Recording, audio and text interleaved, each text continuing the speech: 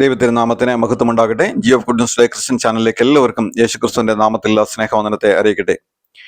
കഴിഞ്ഞ ദിവസം കോട്ടയത്ത് നാടിനെ നടുക്കിയ ഒരു വലിയ കൊലപാതക സംഭവങ്ങൾ നമ്മൾ കേൾക്കുകയുണ്ടായി. പ്രമുഖ വ്യവസായിയായിരുന്ന വിജയകുമാർ എന്ന് പറയുന്ന മനുഷ്യനും അദ്ദേഹത്തിന്റെ ഭാര്യ ഡോക്ടറായിരുന്ന ആ സ്ത്രീയും രണ്ടുപേരും കൊല്ലപ്പെടുവാൻ തക്കവണ്ണം ഇടയായിട്ട് തീർന്നു. അത്യാധുനിക സംവിധാനങ്ങളുള്ള ഒരു വീട്ടിലായിരുന്നു അവർ താമസിച്ചിരുന്നത്. അതായത് അതൊരു ജംഗ്ഷൻ അടുത്ത് തന്നെയാണ് ആ വീട്. അതിൻ്റെ തൊട്ടടുത്ത് തന്നെ ഇന്ദ്രപ്രസ്ഥം എന്ന് പറയുന്ന ഓഡിറ്റോറിയം ഉണ്ട്. അതുകൂടാതെ റിമോട്ട് വെച്ച ഗേറ്റാണ് അവർക്കുള്ളത്.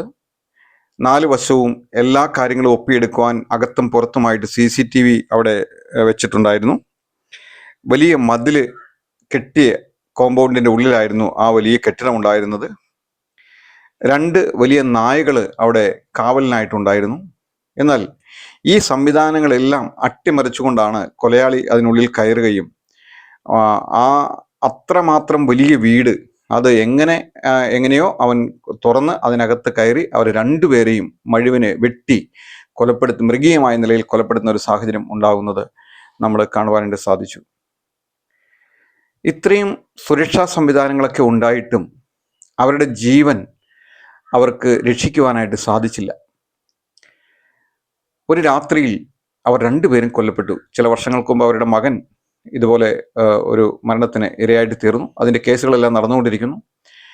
അത് CBI അന്വേഷണം ആവശ്യപ്പെട്ട് അദ്ദേഹം ഫയൽ കൊടുത്തു. ഇപ്പോൾ അത് വിധിയായി. CBI അന്വേഷണം നടക്കാനിരിക്കെ അതിൻ്റെ വിധി വന്നതിന് ശേഷം 1 മാസം തികയുന്നുള്ളൂ. അപ്പോഴേക്കും അയാളും അദ്ദേഹം വിജയകുമാർ എന്ന് പറയുന്ന ആ മനുഷ്യനും അദ്ദേഹത്തിന്റെ ഭാര്യയും കൊല്ലപ്പെടുവാൻ തക്കവണ്ണം ഇടയായിട്ട് തീർന്നു. പിന്നീട് അവർക്കൊരു മകളുള്ളത് അവർ അമേരിക്കയിലാണ്. ഇത്ര സംവിധാനങ്ങളുള്ള, ഇത്ര ടൗണിനടുത്തുള്ള ഈ ഒരു വീടിൽ, ഇത്ര അടച്ചുറപ്പുള്ള ഒരു വീടിൽ അവരുടെ ജീവൻ അവർക്ക് സൂക്ഷിക്കുവാനായിട്ട് കഴിഞ്ഞില്ല. പലപ്പോഴും ഇങ്ങനെയുള്ള സംഭവങ്ങൾ നമ്മൾ കേരളത്തിലും പുറമെ മറ്റു രാജ്യങ്ങളിലെല്ലാം കണ്ടുവരുന്നത് പതിവാണ്. ഇപ്പം അമേരിക്കയെ സംബന്ധിച്ചിട്ട് നമ്മൾ നോക്കുകയാണെങ്കിൽ അമേരിക്ക എന്ന് പറയുന്ന രാജ്യം ഒത്തിരി സാറ്റലൈറ്റ് സംവിധാനങ്ങൾ അവർക്കുണ്ട്. മറ്റ് രാജ്യങ്ങളിൽ നടക്കുന്ന ദുരന്ത വാർത്തകളൊക്കെ ആദ്യമേ അറിയുവാൻ തക്കവണ്ണം അവർക്ക് സംവിധാനങ്ങളുണ്ട്. അതിനുള്ള ക്രമീകരണങ്ങളെല്ലാം അവർ ഏർപ്പെടുത്തി വെച്ചിട്ടുണ്ട്. എത്രയും പെട്ടെന്ന് അവർക്ക് വിവരങ്ങൾ ശേഖരിക്കുവാൻ തക്ക നിലയിലുള്ള സാറ്റലൈറ്റ് സംവിധാനങ്ങളും നിരവധി സുരക്ഷാ സംവിധാനങ്ങളും എല്ലാം അവർക്കുണ്ട് എന്നുള്ളത് ലോകത്തെ തന്നെ അമ്പരപ്പിക്കുന്ന ഒരു കാര്യമാണ്. എന്നാൽ 2001 സെപ്റ്റംബർ 11 അവരുടെ അഭിമാന സ്തംഭമായിരുന്ന വേൾഡ് ട്രേഡ് സെന്റർ എന്ന് പറയുന്ന ആ ഒരു ഇരട്ട ഗോപുരം അത് നശിപ്പിക്കപ്പെടുവാൻ തക്കവണ്ണം ഇടയായിട്ട് തീർന്നു. അങ്ങനെ ഒരു ആക്രമണം ഉണ്ടാകുമെന്നും അൽ-ഖ്വയ്ദ തീവ്രവാദികൾ അതിനെ ലക്ഷ്യമിട്ടിട്ടുണ്ട് എന്നും അവർക്ക് അറിയിപ്പ് കിട്ടി. ഇന്റലിജൻസ് മുഖാന്തരം അവർക്ക് അറിയിപ്പ് ലഭിച്ചതാണ്. എന്നാൽ അതെല്ലാം അങ്ങോട്ടും ഇങ്ങോട്ടും തെറ്റിദ്ധാരണ പരത്തുന്ന രീതിയിലായിരുന്നു വാർത്തകളെല്ലാം ലഭിച്ചുകൊണ്ടിരുന്നത്. തന്നെയല്ല, അവർ ഇതുവരെ കണ്ടുവന്നിരുന്നതെല്ലാം വിമാനത്തിൽ ബോംബ് വയ്ക്കുക അല്ലെങ്കിൽ കെട്ടിടങ്ങളിൽ ബോംബ് വയ്ക്കുക അങ്ങനെയുള്ള രീതിയിലാണ് അവർ ചിന്തിച്ചതും നടന്നതുമല്ല. എന്നാൽ 2 വിമാനങ്ങളെ റാഞ്ചിയെടുത്തുകൊണ്ട് ഇത്രയും വലിയ കൂറ്റൻ കെട്ടിടത്തിലേക്ക് അവര് ഇങ്ങനെ വിമാനം ഇടിച്ചിറക്കി അതിനെ നശിപ്പിച്ച് കളയുമെന്ന് അവർ സ്വപ്നത്തിൽ പോലും ചിന്തിക്കുകയുണ്ടായില്ല. അത് അമേരിക്കയ്ക്ക് ഏറ്റ ഒരു വലിയ അടിയായിരുന്നു. ഇത്രയും സുരക്ഷാ സംവിധാനങ്ങളൊക്കെ ഉള്ള അമേരിക്കയ്ക്ക് ഇങ്ങനെ അൽ-ഖ്വയ്ദ തീവ്രവാദികൾ ഈ രീതിയിൽ അവരുടെ ആ അഭിമാന സ്തംഭമായ വേൾഡ് ട്രേഡ് സെന്റർ നശിപ്പിക്കുമെന്നുള്ള കാര്യം അത് അവർക്ക് ചിന്തിക്കുവാൻ കൂടി കഴിയുമായിരുന്ന ഒരു കാര്യമായിരുന്നില്ല. അതിനുള്ള സംവിധാനങ്ങളെല്ലാം അവിടെ ഉണ്ടായിരുന്നു, സുരക്ഷാ സംവിധാനങ്ങളെല്ലാം ഉണ്ടായിരുന്നു. പക്ഷെ അവർ ഒരിക്കലും വിചാരിക്കാത്ത നിലയിൽ ശത്രു അവരെ വീഴ്ത്തുന്നത് നമുക്ക് കാണുവാനായിട്ട് സാധിക്കും. ഏകദേശം 2753 ആളുകൾ മരിക്കുകയും അനവധി ആളുകൾ പലവിധമായ രോഗത്താലും കഷ്ടത്താലും ഹാൻഡിക്യാപ്ഡ് അല്ല ചികിത്സയിൽ കഴിയേണ്ട അവസ്ഥകൾ ഉണ്ടായതൊക്കെ നമുക്ക് അറിയുവാനായിട്ട് സാധിക്കും. ഇതിൽ നിന്നൊക്കെ നാം മനസ്സിലാക്കേണ്ട ഒരു കാര്യം, ഈ ഭൂമിയിൽ ദൈവം നമുക്ക് നൽകിയിരിക്കുന്ന സ്ഥലത്ത് നാം ജീവിക്കുമ്പോൾ ദൈവത്തിൻ്റെ സുരക്ഷ നമുക്കില്ല എങ്കിൽ നമുക്ക് ജീവിക്കുവാൻ ബുദ്ധിമുട്ടാണ് എന്നുള്ളത് നമുക്ക് അറിയുവാനായിട്ട് സാധിക്കും. തിരുവെഴുത്ത് നാം പരിശോധിക്കുമ്പോൾ യാക്കോബ് തൻ്റെ ജ്യേഷ്ഠനെ ഭയന്ന് ഓടിപ്പോകുന്ന ഒരു രംഗമുണ്ട്. തൻ്റെ അമ്മാവൻ്റെ അടുത്തേക്ക് അമ്മയുടെ ആങ്ങളുടെ വീട്ടിലേക്ക് ഓടുകയാണ്. ഓടിപ്പോയി അവനൊരു വനത്തിൽ ചെന്ന് വിട്ടു. രാത്രിയായി, ഇനി മുന്നോട്ട് പോകാൻ കഴിയില്ല. അവൻ ആ വനത്തിൽ അവിടെ കണ്ട ഒരു കല്ലെടുത്ത് വെച്ച് അവിടെ കിടന്ന് ഉറങ്ങുകയാണ്. ക്ഷീണമുണ്ട്, ഒത്തിരി തളർന്ന് ഓടിയും വരികയാണ്, ക്ഷീണമുണ്ട്, കിടന്നുറങ്ങി.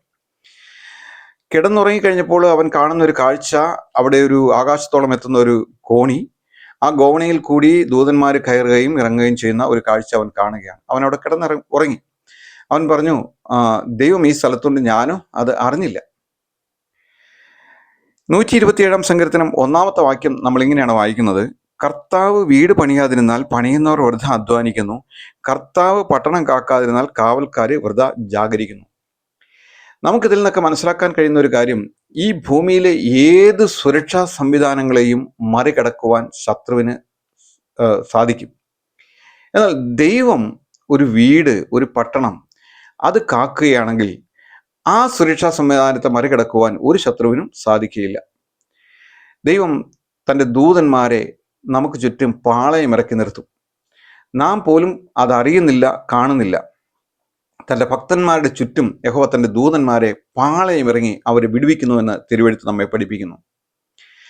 നാം രാത്രിയിൽ കിടക്കാൻ പോകുമ്പോൾ, കർത്താവേ നിന്റെ ദൂതന്മാരെ കാവലിട്ടുകൊള്ളണമേ. നമുക്ക് ഓരോരുത്തർക്കും ദൈവം ദൂതന്മാരെ കൽപ്പിച്ചാക്കിയിട്ടുണ്ട്, നിയോഗിച്ച് വെച്ചിട്ടുണ്ട്.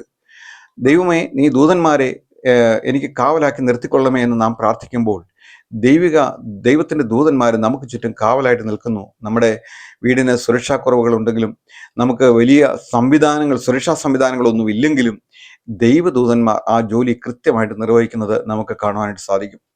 ഓരോ പട്ടണങ്ങളും കാവൽ ചെയ്യുന്നതും അങ്ങനെ തന്നെയാണ്. അതുകൊണ്ടാണ് പറയുന്നത്, കർത്താവ് വീട് പണിയാതിരുന്നാൽ പണിയുന്നവർ വൃഥ അധ്വാനിക്കുന്നു, കർത്താവ് പട്ടണം കാക്കാതിരുന്നാൽ കാവൽക്കാരെ വൃഥ ജാഗരിക്കുന്നു. എത്ര നായ്ക്കളുണ്ടെങ്കിലും, എത്ര CCTV സംവിധാനങ്ങളുണ്ടെങ്കിലും, എത്ര സെക്യൂരിറ്റി സംവിധാനങ്ങളുണ്ടെങ്കിലും, സെക്യൂരിറ്റി ഗാർഡും ഉണ്ടായിരുന്നു അവിടെ, ആ സെക്യൂരിറ്റി ജീവനക്കാരുണ്ടെങ്കിലും, എത്ര നായകളുണ്ടെങ്കിലും, നാം ഒരു കാര്യം മനസ്സിലാക്കിക്കൊള്ളണം: ദൈവം നമ്മുടെ വീടോ നമ്മുടെ പട്ടണമോ കാക്കുന്നില്ല എങ്കിൽ നമ്മൾ വൃഥാ കിടന്ന് അധ്വാനിക്കുകയാണ്. അപ്പോൾ നമുക്ക് ചെയ്യാവുന്ന ഏറ്റവും നല്ല കാര്യം, നമ്മുടെ വീട്, നാം ജീവിക്കുന്ന സ്ഥലം, നാം ജീവിക്കുന്ന പട്ടണം, ഇതെല്ലാം ദൈവകരങ്ങളിൽ പൂർണ്ണമായിട്ട് സമർപ്പിക്കുമെങ്കിൽ കർത്താവ് അത് സുരക്ഷിതമായിട്ട് നോക്കിക്കൊള്ളും. ഏത് രാജ്യത്തെ പോലും അവർ ചെന്ന് അവരുടെ കാര്യങ്ങളെല്ലാം രഹസ്യത്തിൽ നീക്കം നടത്തി അറിഞ്ഞുകൊണ്ട് വരുവാൻ കഴിവുള്ള അമേരിക്കയ്ക്ക് തങ്ങളുടെ സ്വന്തം രാജ്യത്ത് ഇത്രയും വലിയൊരു അപകടം നടക്കുന്നത് തിരിച്ചറിയുവാനായിട്ട് അവർക്ക് കഴിഞ്ഞില്ല. ആ പട്ടണത്തെ ദൈവം കാത്തില്ല എന്ന് വേണം മനസ്സിലാക്കുവാനായിട്ട് സാധിക്കുന്നത്. അതുകൊണ്ട് എന്നെ കേൾക്കുന്ന പ്രിയ സഹോദര, പ്രിയ സഹോദരി, നീ ഒരു കുടിലാണ് താമസിക്കുന്നതെങ്കിലും, നീ ഒരു കൊട്ടാരത്തിലാണ് താമസിക്കുന്നതെങ്കിലും, നിന്റെ ജീവിതവും നിന്റെ വീടും നിന്റെ സൗകര്യങ്ങളും എല്ലാം നീ ദൈവകരങ്ങളിൽ സമർപ്പിക്കുമെങ്കിൽ ദൈവം അത് ഏറ്റവും സുരക്ഷിതമായിട്ട് കാത്തുകൊള്ളും. ബാക്കിയുള്ള CCTVയിലോ ബാക്കിയുള്ള സംവിധാനങ്ങളിലോ ഒന്നും ആശ്രയം വെക്കരുത്. ഇതൊക്കെ വെക്കുന്നത് നമുക്ക് നല്ലത് തന്നെയാണ്, അത് മറ്റുള്ളവർക്കും കൂടി പ്രയോജനകരമായ ഒന്നാണ്. എന്നാൽ അതിൽ ഒരിക്കലും നമ്മുടെ ആശ്രയം വെക്കരുത്. കാരണം നമ്മുടെ വീട് കാക്കുന്നത് ദൈവമായിരിക്കണം, നമ്മുടെ പട്ടണം കാക്കുന്നത് ദൈവമായിരിക്കണം. അതുകൊണ്ട് സങ്കീർത്തനക്കാരൻ പറയുകയാണ്, 127 സങ്കീർത്തനത്തിൻ്റെ ശലോമോനാണ് ഈ സങ്കീർത്തനം എഴുതിയിരിക്കുന്നത്. ശലോമോൻ പറയുകയാണ്, ജ്ഞാനികളുടെ ജ്ഞാനിയായ ശലോമോൻ പറയുകയാണ്, എത്ര സുരക്ഷാ സംവിധാനങ്ങൾ ഉണ്ടെന്ന് പറഞ്ഞിട്ടൊന്നും ഒരു കാര്യവുമില്ല, എത്ര ലോക്കുള്ള ഡോർ ഉണ്ടെന്ന് പറഞ്ഞിട്ടും ഒരു കാര്യവുമില്ല. അവിടെ ശലോമോൻ പറയാണ്, കർത്താവ് വീട് പണിയാതിരുന്നാൽ പണിയുന്നവർ വൃഥ അധ്വാനിക്കുന്നു, കർത്താവ് പട്ടണം കാക്കാതിരുന്നാൽ കാവൽക്കാർ വൃഥ ജാഗരിക്കുന്നു. എത്ര കാവൽക്കാരുണ്ടെന്ന് പറഞ്ഞിട്ടും കാര്യമില്ല. അതുകൊണ്ട് ഇന്ന് ഈ വചനത്തെ കേൾക്കുമ്പോൾ നാം നമ്മുടെ ജീവിതത്തെ, നമ്മുടെ കാര്യങ്ങളെ എല്ലാം ദൈവകരങ്ങളിൽ നാം സമർപ്പിക്കുമോ?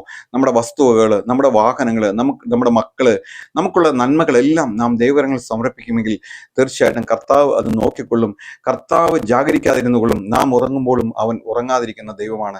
അവൻ ദൂതന്മാരെ അയച്ച് അതിനെല്ലാം കാവലിട്ടുകൊള്ളും. ഇനി വചന കേൾവി നമുക്ക് കൂടുതൽ വിശ്വാസത്തിനും ധൈര്യത്തിനും മുഖാന്തരമായി തീരട്ടെ. മനുഷ്യനിലോ സംവിധാനങ്ങളിലുള്ള ഒരാശ്രയം വയ്ക്കാതെ പൂർണ്ണ ഹൃദയത്തോടെ കർത്താവിൽ ആശ്രയിക്കുമെങ്കിൽ നമ്മുടെ ജീവിതത്തെ അവൻ ധന്യമാക്കി മുന്നോട്ട് കൊണ്ടുപോയിക്കൊള്ളും. ഇനി വചനങ്ങളാൽ ദൈവം നമ്മെ ഓരോരുത്തരെയും അനുഗ്രഹിക്കട്ടെ. കർത്താവിൻ്റെ വലിയ നാമം ഇന്നും എന്നേക്കും വാഴ്ത്തപ്പെടുമാറാകട്ടെ. നമുക്ക് പ്രാർത്ഥിക്കാം.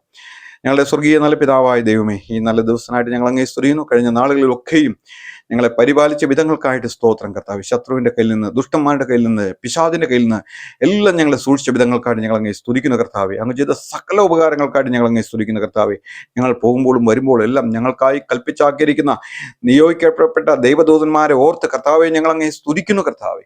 അങ്ങ് ഞങ്ങൾക്ക് അത്രയും പ്രൊട്ടക്ഷൻ ഒരുക്കിയിട്ടുണ്ട്. ഞങ്ങൾ അറിയുന്നില്ലെങ്കിലും കർത്താവ് ഞങ്ങൾക്ക് വേണ്ടി അങ്ങനെയുള്ള സംവിധാനങ്ങളെല്ലാം അവിടെ നിന്ന് ഒരുക്കിയിരിക്കുന്നതിനായിട്ട് സ്തോത്രം.